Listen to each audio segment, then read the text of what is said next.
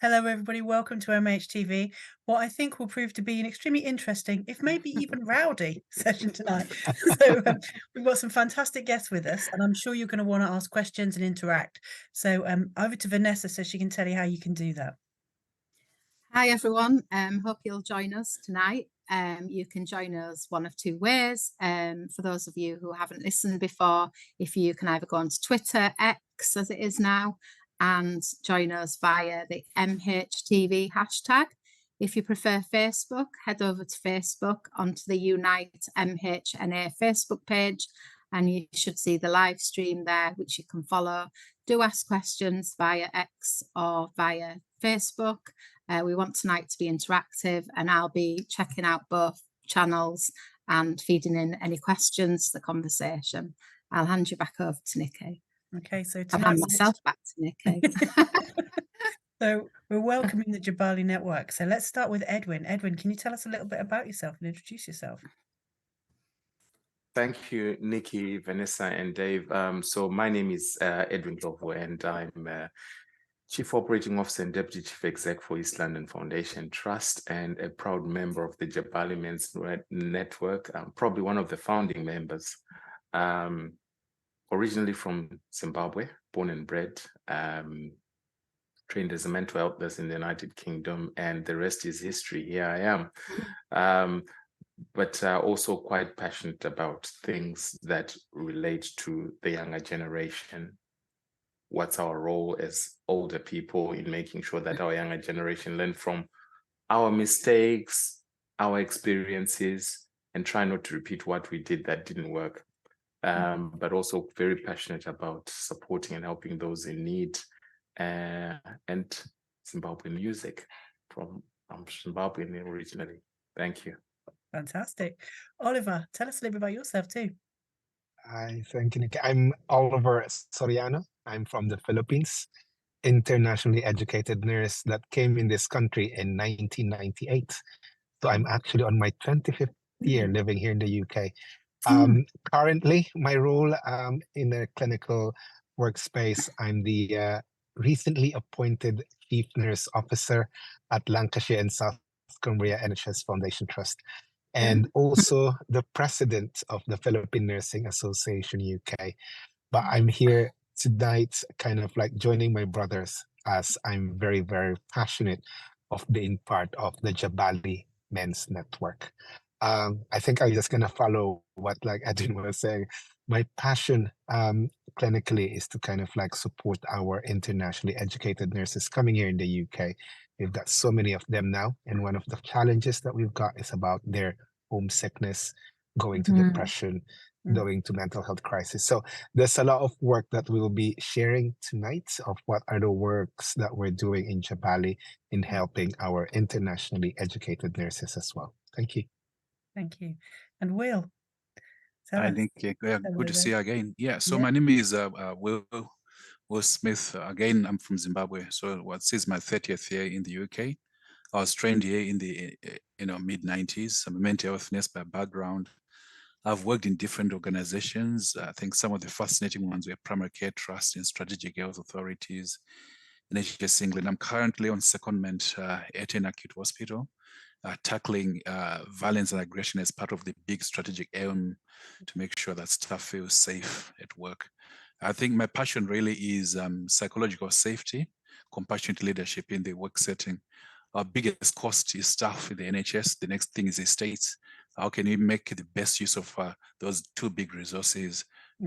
If we do that, we have better outcomes for patients. And I'm very keen to tackle racism. Racism, the other side of it is health inequalities. And I'll talk about men's health later on in the discussion, which I'm very passionate about as well. Black men's health, physical and mental health. Thanks, Nicky. Absolutely. And if anyone wants to catch Will's episode, which was about, I think in October sometime, it's online and available for you guys too. And I'm sure Vanessa will be able to tweet that link out. Yeah. So first of all, let's come back to Edwin. Can you, as a founder member, tell us what is the Jabali Men's Network? Tell us what that involves. So yeah, it will be my absolute pleasure, and it's a real privilege to be on this platform actually, to kind of share with you about the Jabali Men's Network. And So it's a group of men from African, Asian, and Caribbean backgrounds. We came together firstly, I think late 2019. The idea back then was, hang on, you know, there's so many men in nursing, but there's no chief nurse who's a male and from the communities that we represent. And we thought we would make a go for it, you know, say, you know, how can we influence one of us getting into that space?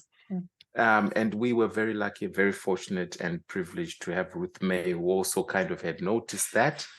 And she was up for it. So we then met with her.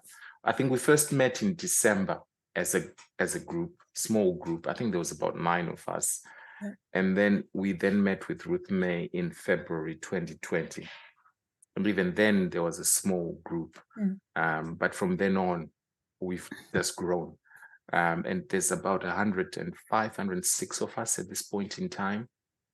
And the main purpose really is about, firstly, how do we support each other to get into those roles and into those positions of influence? How do we, when we are in those roles, really kind of help the organizations that we work for, the organization that we represent, which is generally the NHS, to do better for the people we represent and the wider communities?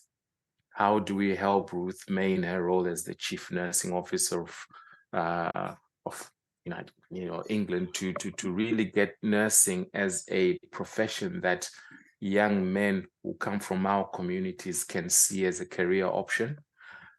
And more importantly, when it comes to matters of public health and any other issues that might come up, and needless to say, we met in 2019 in December, and then what happened in early 2020, the pandemic came about.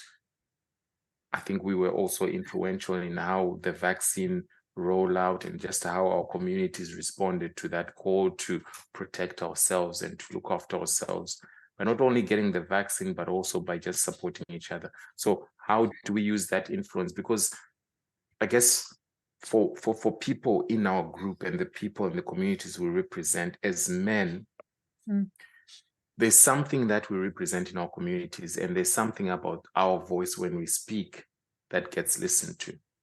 Now, I'm not saying, and I wouldn't want to go down the territory of, kind of men and their roles and the whole gender thing, but we need to recognize something about the cultures that we come from and the importance of the voice of a man in the home when it comes to giving the vision, giving the direction, and in times of crisis, being the direction and the calming voice maybe that helps people to just stop and think together as a family or as a unit or as a community.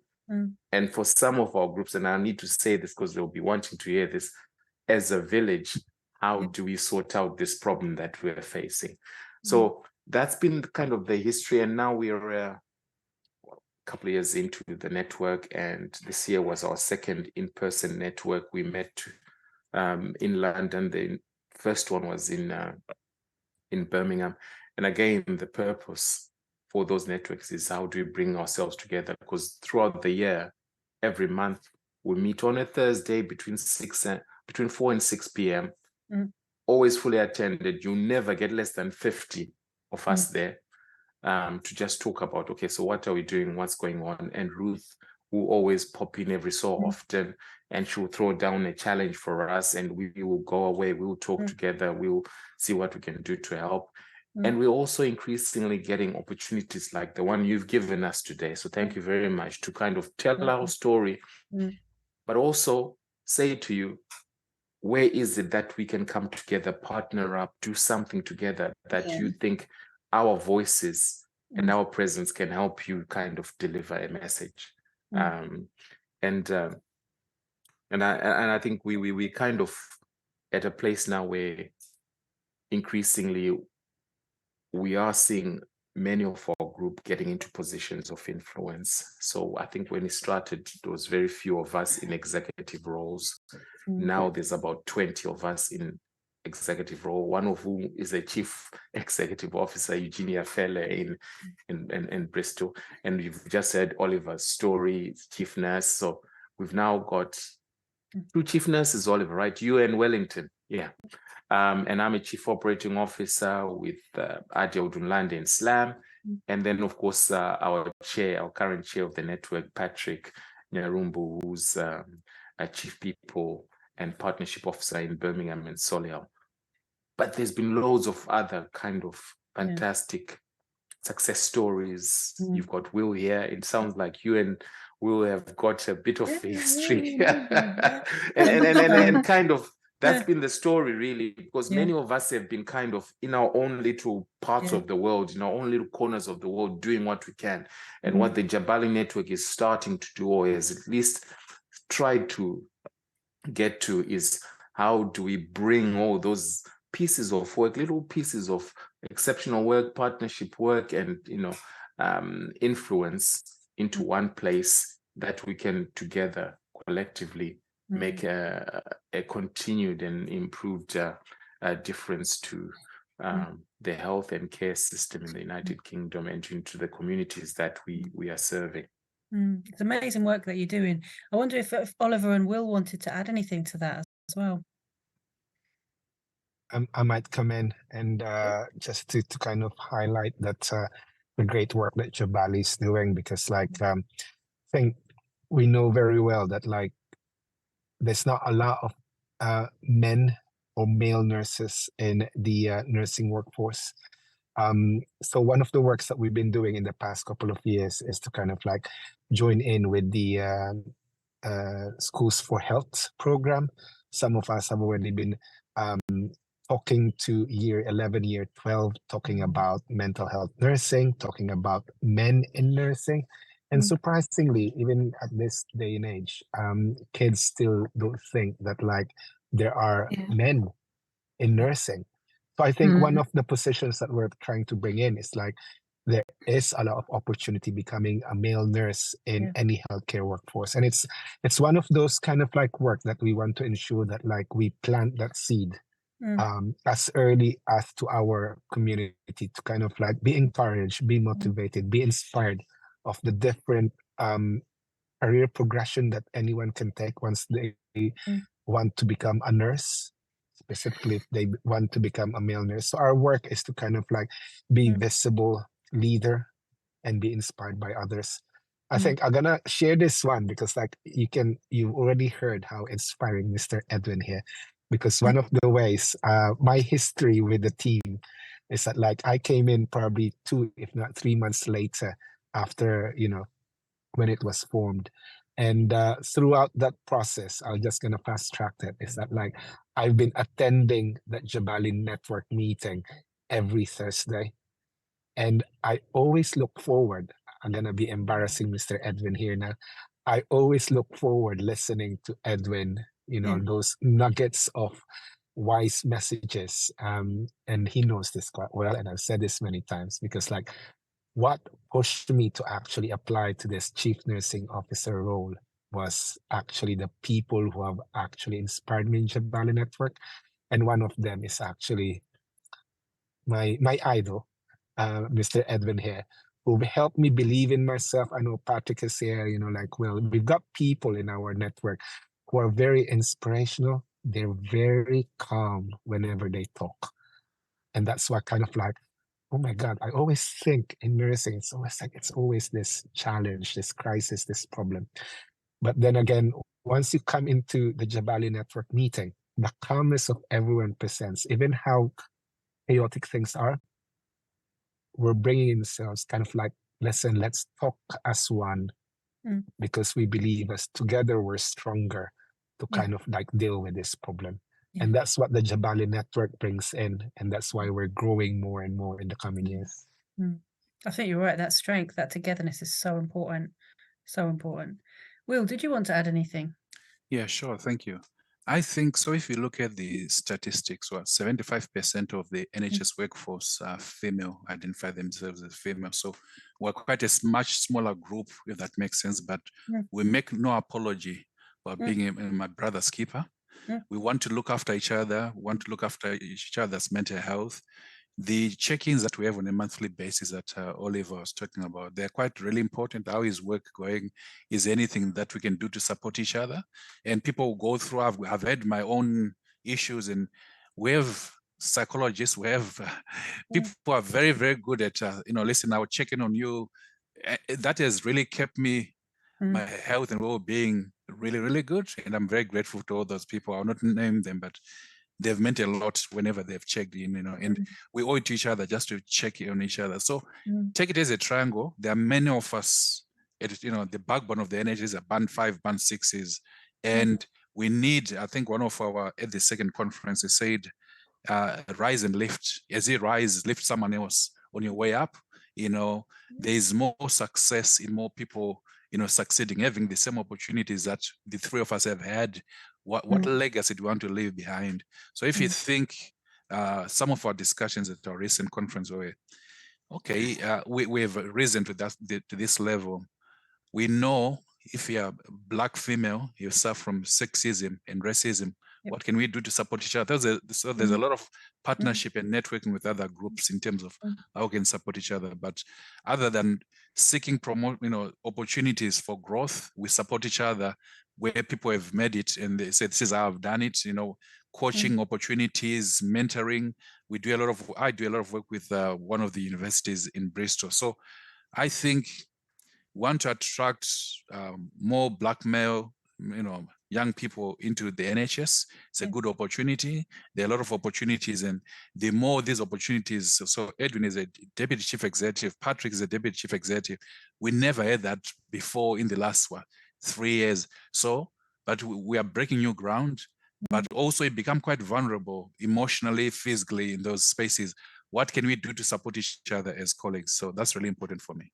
No, you're right, because as you rise up, you suddenly look around and like, okay, no, I look different. Okay, yeah.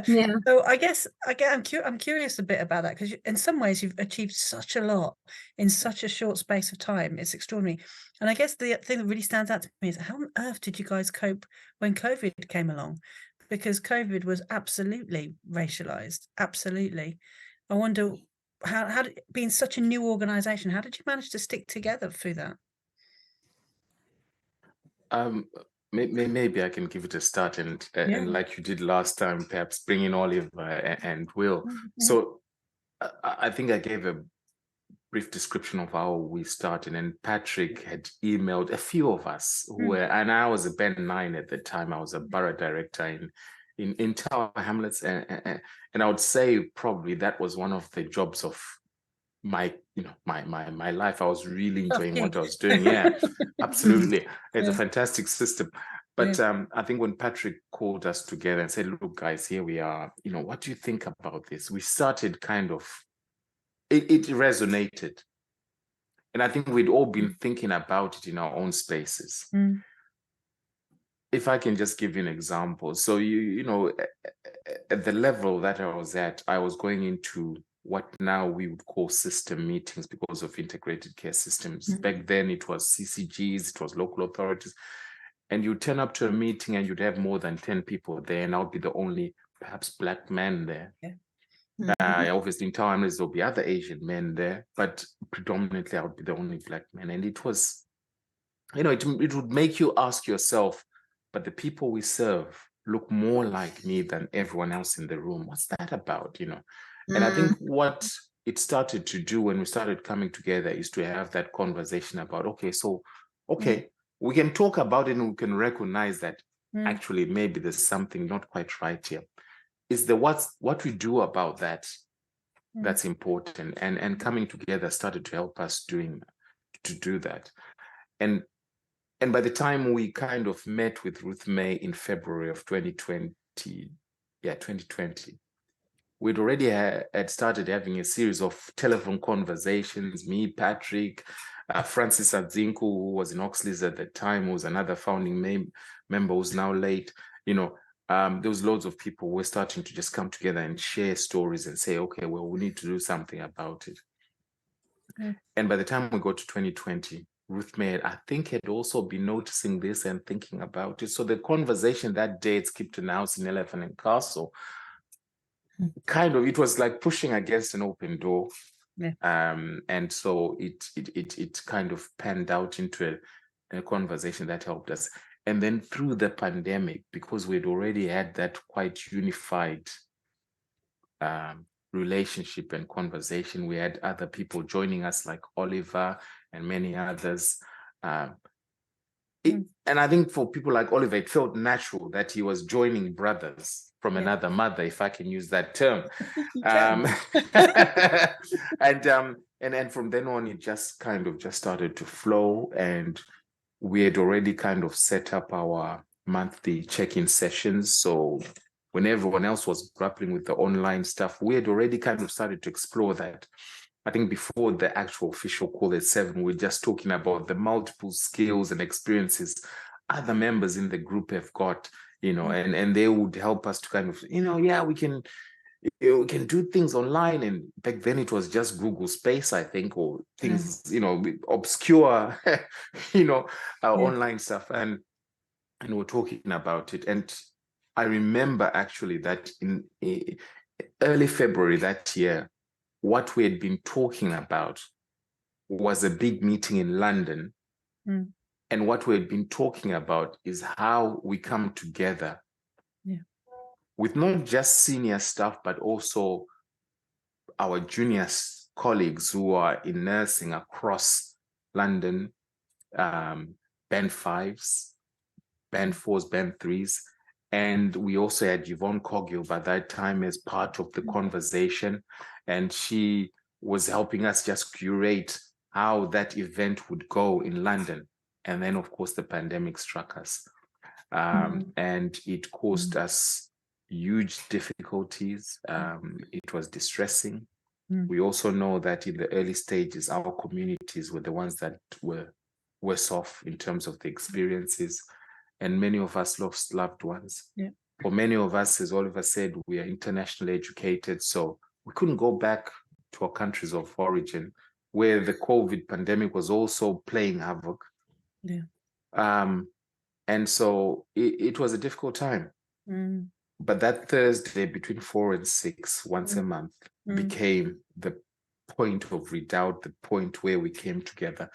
And all of a sudden, the WhatsApp group, you would get somebody bumping into someone saying, "Oh, you exist. You're a brother. I'm part of this group. Join us." And of course, what we do on that group is that every time we meet, we start off with personal check-ins. People talk about their family. People talk about what they might be going through. And then we go into the business of the day, which could be whatever challenge we've set ourselves and now we're doing with it. And then, of course, because we had Ruth as our sponsor as well, we were asked to be part of the vaccination campaign, raising its profile in our communities. And I think many of us did videos, some of us in our mother tongues, to reach out to those communities. And I think the other thing as well that I would share is that for many of us, we come from communities where our religion or kind of the spiritual kind of well-being is also an important thing. And of course, in the run-up to the pandemic, we know that that was a big issue in the NHS.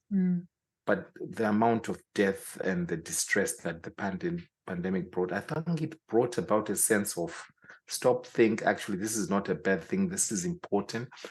So for many of us, we were still connected into those communities, and we were able to share that message to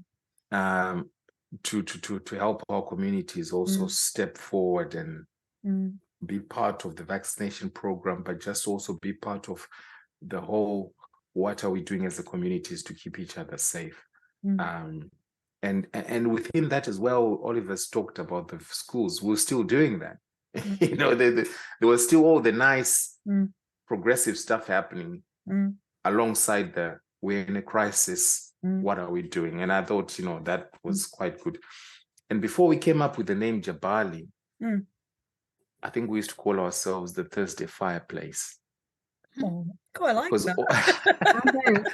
yeah, because we all come from communities where I think in the evenings after a long day's work, the men of the home, the village, whatever, come round a fireplace and talk about the business they've been through the day and what they're looking forward to tomorrow. Problem solve, help each other out of problems. And the name Jabali, you can Google it. Actually, we did a long, painstaking process of trying to land on that because we thought, we can't call ourselves the fireplace group. We need to find another name. But actually, Jabali, in terms of all the communities, so be it African, be it Asian, be it Caribbean, that word exists in all our communities. Now think about it. How often do you get words that mean the same thing, which is strength in all our communities? So I mean, that's kind of the kind of a bit of history. But Oliver and Will say a bit more about the nice stuff. Yeah. Absolutely. Undoubtedly, you guys saved lives, and I think that's really important to recognize. Because I can remember one of the first times I sort of come across Oliver online, he was speaking very passionately about the experience of nurses, and I thought, yeah, that's what we need, more nurse voices. Yeah. So tell us a little bit about that, Oliver. I think it's just, I always think that like in crisis, there's also an opportunity that rises up, because in early 2020, I think this is in March, April, we started getting the news that like more and more Filipino nurses dying due to COVID. And I think this kind of got into the attention of Dame Ruth May, that like asked all the CNOs in the country to kind of say, can you nominate any of your Filipino leaders in your trust to join in? There were 6 of us that met up with Dame Ruth May in the month of March.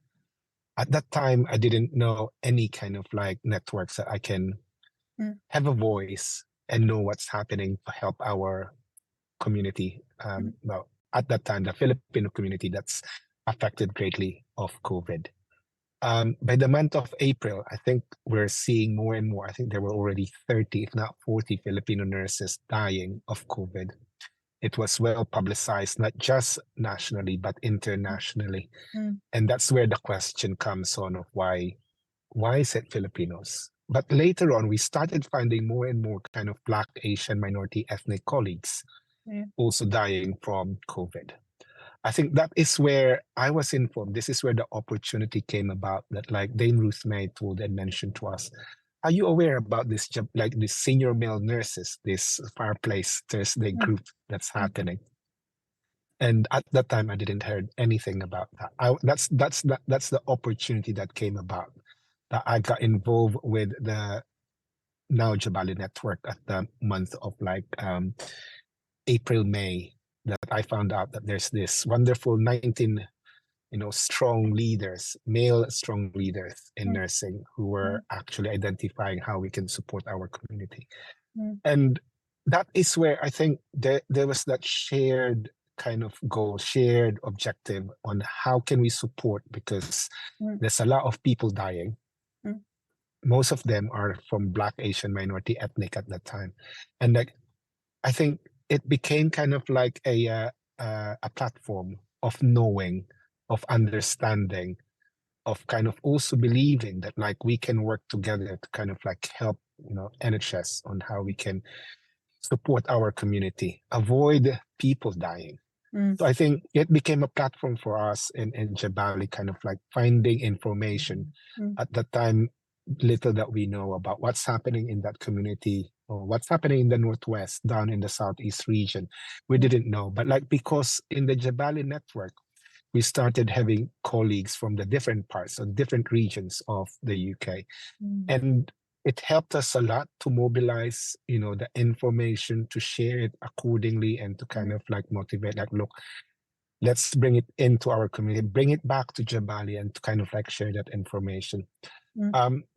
I think if looking back to what happened in 2020, I did say it became an opportunity for me to be part of Jabali network. At that time, I was the head of nursing in South London and Maudsley, and I grew up in there, but like I just want to emphasize as well that like along that journey, I had a white ally, my sponsor, Miss Vanessa Smith, who's the CNO at South London.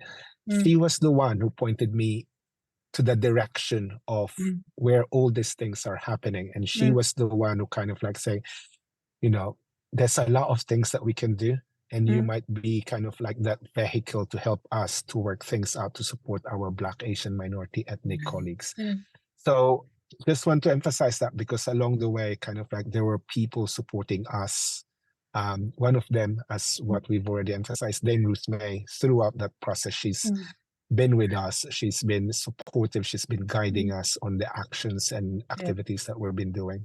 But yeah, now we're in a position of like, I think the next stage that we're trying to actually move on is like, how can we now go back to our original plan of like motivating our colleagues to step up, get out there, be brave to actually apply to that next level of nursing career goals. So, and our hope is like having this visibility of like male nursing leaders will motivate, inspire others to get into that next level of their career. I think you're right. Nobody makes it by themselves, do they? Even having the guts to apply for something, and you've got that voice in the back of your head, it's really tough to do. If you don't have somebody talking you on, it's a tough one. We'll just hear from Will, and then we'll come to Vanessa, because I know we've got questions coming in. So Will, is there anything you want to add to that? Yeah, sure. I think I like just to give some figures. So about, on average, about 20% of the NHS workforce come from ethnic minority backgrounds. And the majority of those people do what I call the backbone of the NHS work, band 5, band 6, shift work. They were more exposed to people with COVID, either from the workforce or the patients that they were looking after, than people working in offices, okay? We know there were controversies at the time regarding access to PPE. I know right now we're talking about the COVID inquiry, make what you will of it. You wanted controversy, but the first responsibility of a government is to look after its citizens. Yes. Yeah, you have people who have traveled across the world come and provide services for the NHS. Did we do enough to look after them? Not just those colleagues, but many others.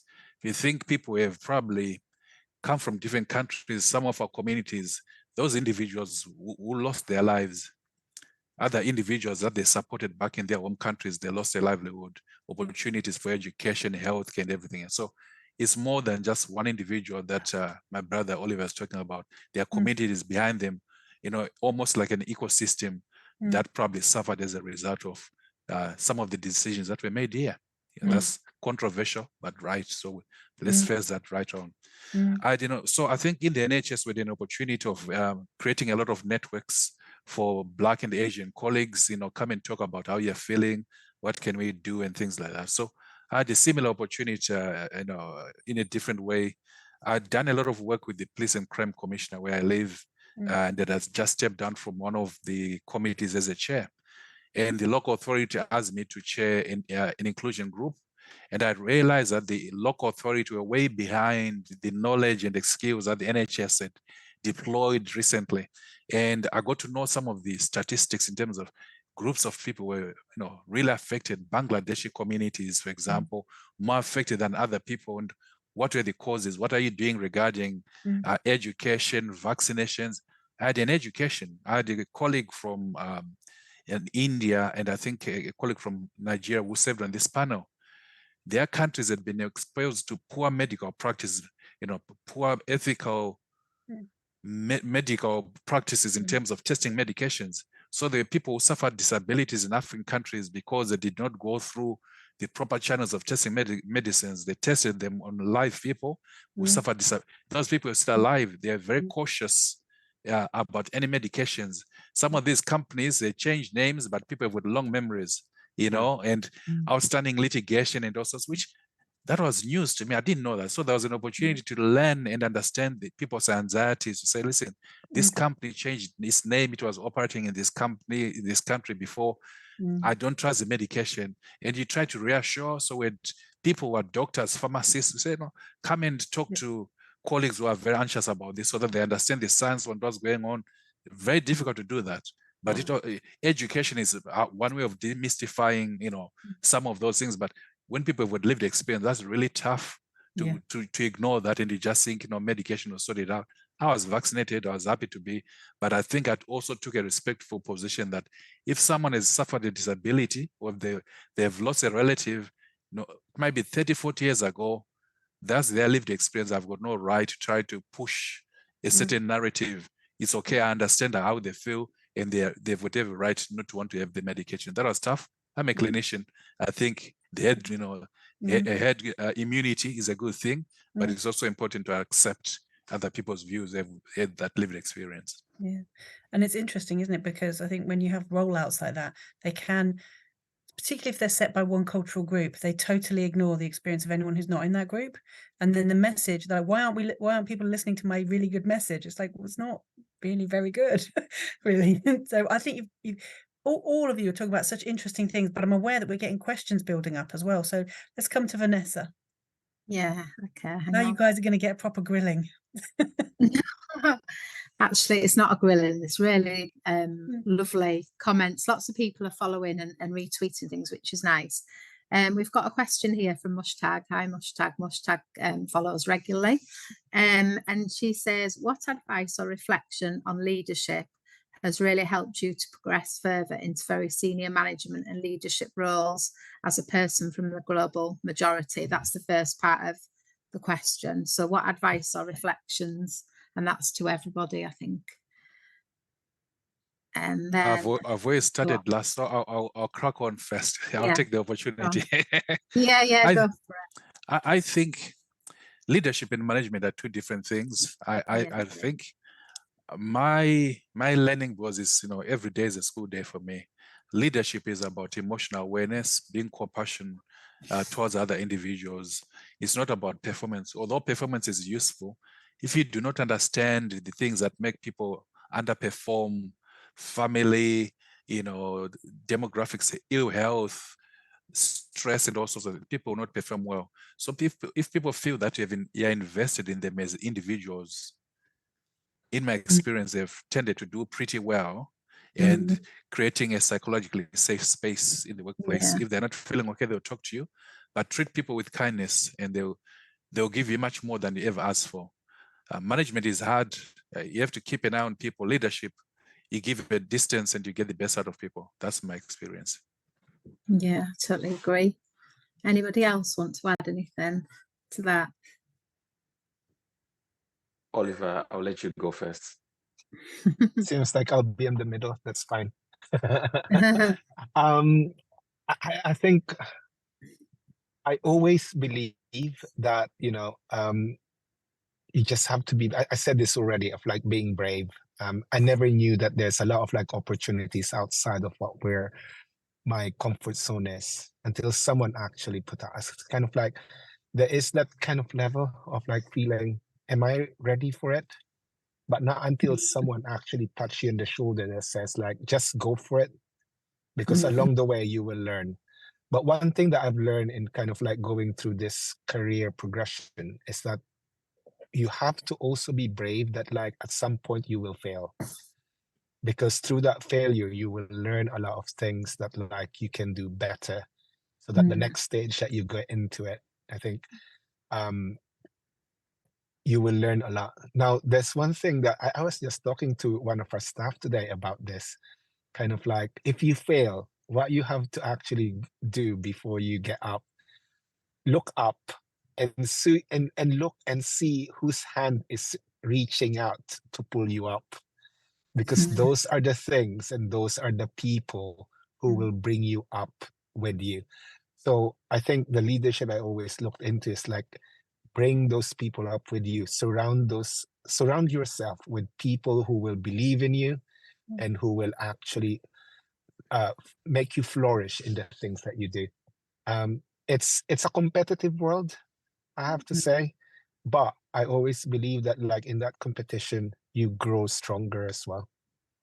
Yeah. And the challenge of going after Oliver and Will is, what else can you say? You know?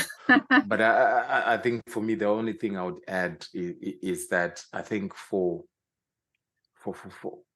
for many of us, I think it's recognizing that it's a journey you cannot travel alone.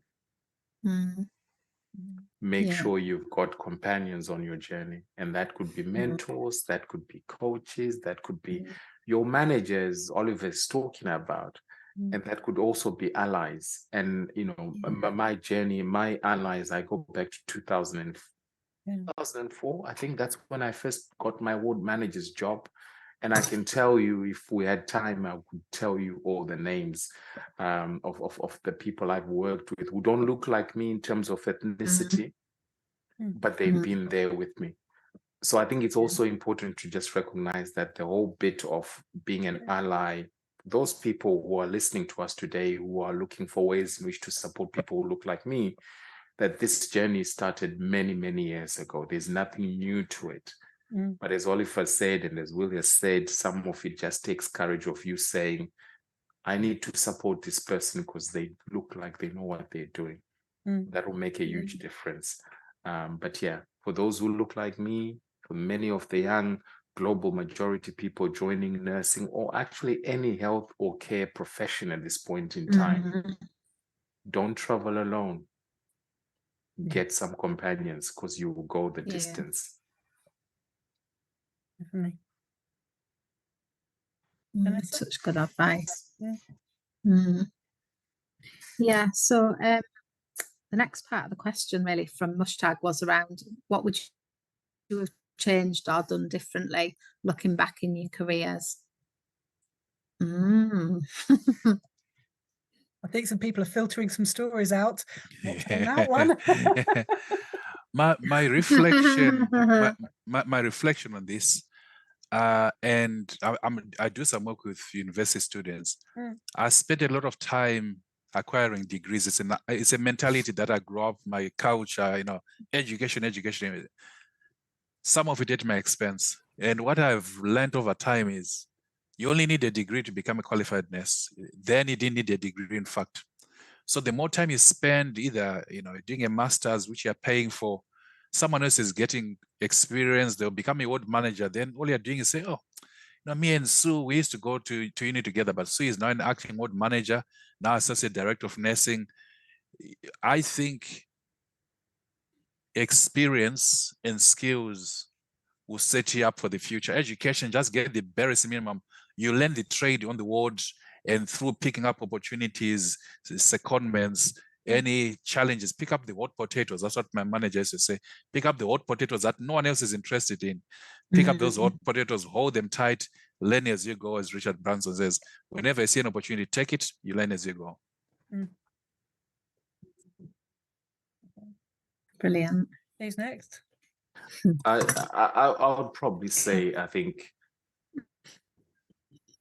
the role of a nurse or a doctor, and I'm kind of speaking generally now because I think it's important we recognize that actually I know that I don't touch just the lives of people who are in nursing, but I think it's important to always listen to the people you are serving story and making sure that their voice is heard.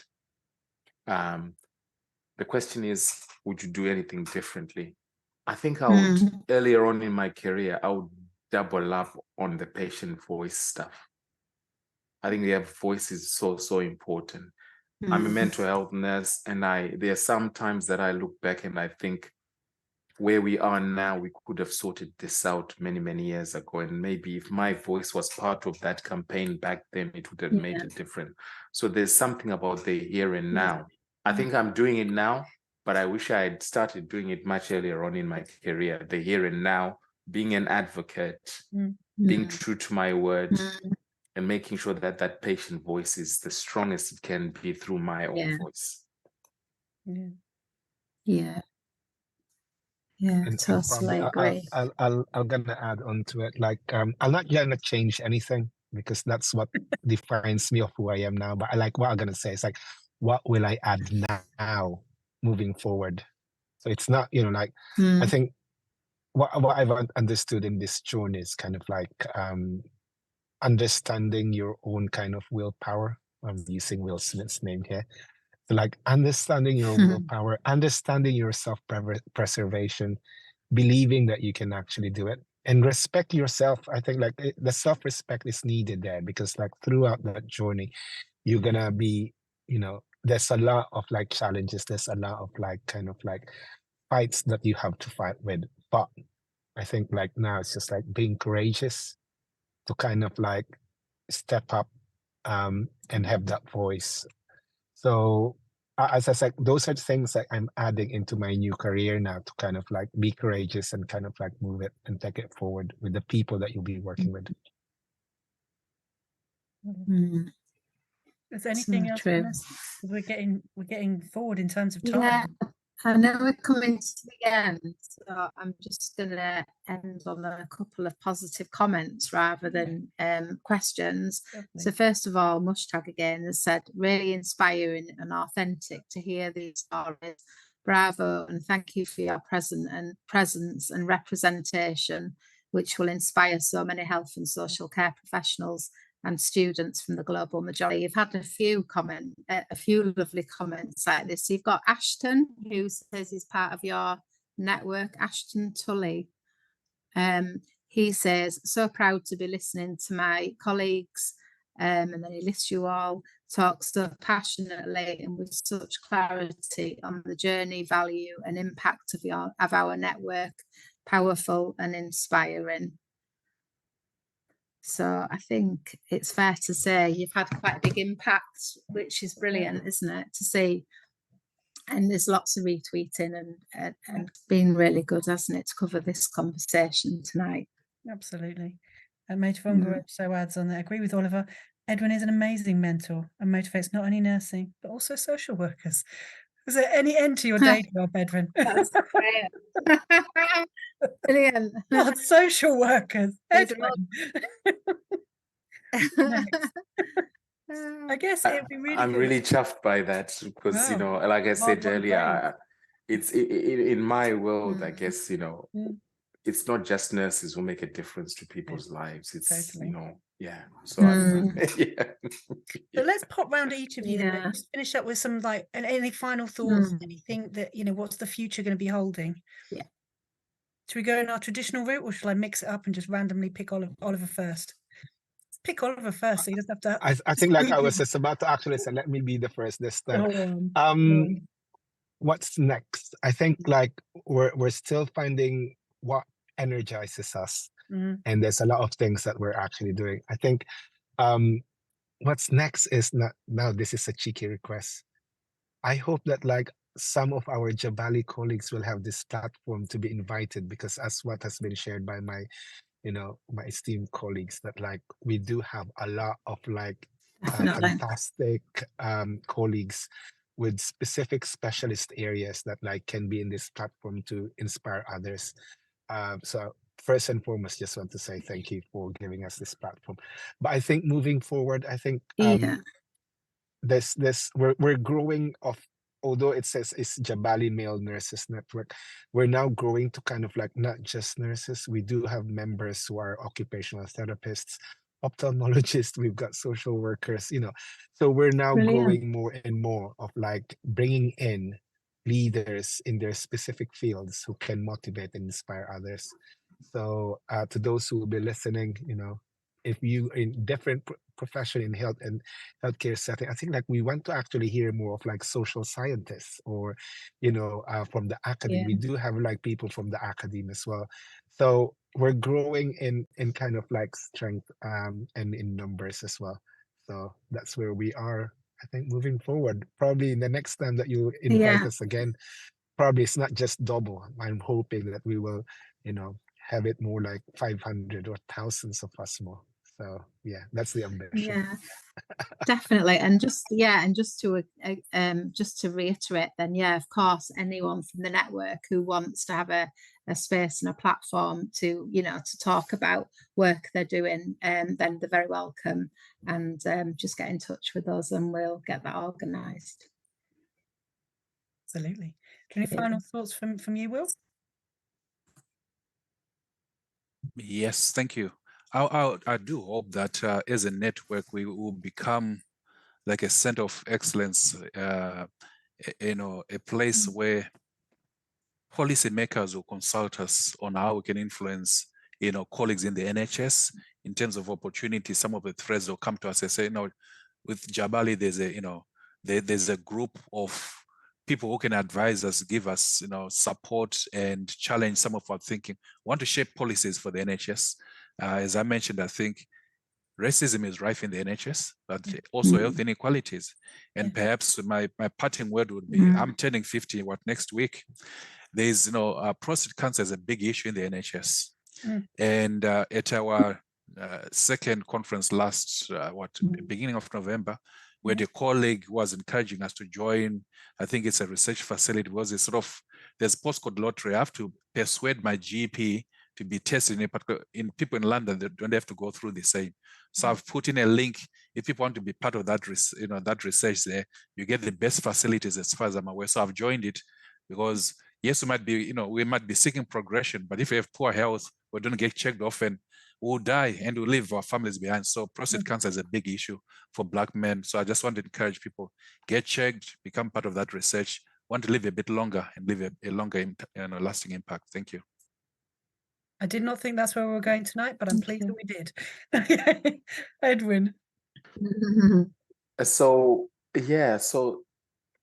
we're going strength to strength in a positive way. Yeah. So there's 105 of us. And I foresee that we'll grow even stronger. And as you've heard from Will and Oliver, we want to touch lives in not just our professional background of being nurses, but in so many ways. Certainly that's been one of the golden strings that's pulled us together and kept us together, the influence and the voices that we have in other circles. So I think we would want to do that even more. Thank you for this opportunity. One of the things that we have been doing, and we've just done the first year of it, is unfortunately we lost one of our founding members, Francis Adzinku, to cancer last year. And we, through Ruth May's good offices, we've managed to create a Francis Adzinku Fellowship. We have got one fellow at the moment, Benedict Sentem, who works for Oxford Health, who's doing some great work. And we'd want to build on that and have many more years of us able to support junior members of staff in all kinds of research, fellowship, and work that they could be doing. And I think this opportunity that you've given us, hopefully it will go a long way, letting other people know and hear of us out there who can come together and partner up with us. I think that the third thing for me really is about all our followers, our supporters, the people who look up to us. Be the person you need to be. The one thing that we take pride in as a group of men is our authenticity when we are together, and the boisterousness and the fact that it's a safe space. We'd encourage colleagues to kind of hold on to that in whatever world you work in. And we're here to support you because we also know that sometimes you might be the only one in a system. So it's not always going to be easy, but you have us to help you. Get in touch with us. We want to hear from you. We want to support you. We want to walk with you on your journey. And we want you to be with us on our journey. And I think the final thing for us, and I think I speak for all our members, is just a big, big thank you to our families. They've put up with a lot. For many of us to get to where we are, there's been huge sacrifices at the family level. And we wouldn't be who we are without those family members. They know who they are. And that's not just kind of the immediate wives and children. In our world, extended family members. I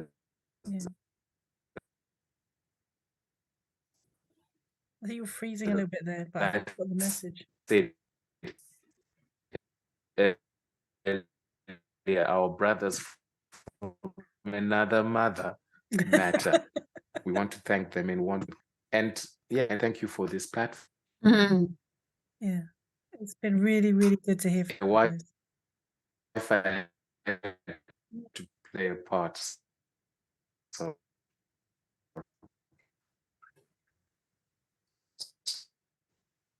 I think you faded out a little bit at the end there. So absolutely, if you could retweet that would be handy.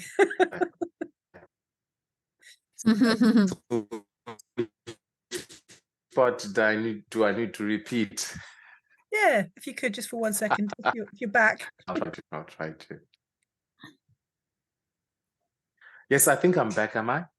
Yeah. Yes. Yeah. Yes, you are. So That's yeah. better. No, I was thanking brothers and sisters from another mother. Thank you. Keep doing what you're doing. Yeah. Fantastic. It's been so fantastic to hear from you guys tonight. We are so grateful for you taking your time. For Oliver sitting in a car park to record with us. It's really important that people see you and hear all the amazing stuff that you're doing. So we'll finish up with that and say thank you very much. We're looking at revalidation next week, and we will be hearing more from you guys, I'm sure. I really think so. Take care. Look forward to it. Thank Good you, night. guys. Night, Good night. night. Good night. Good night.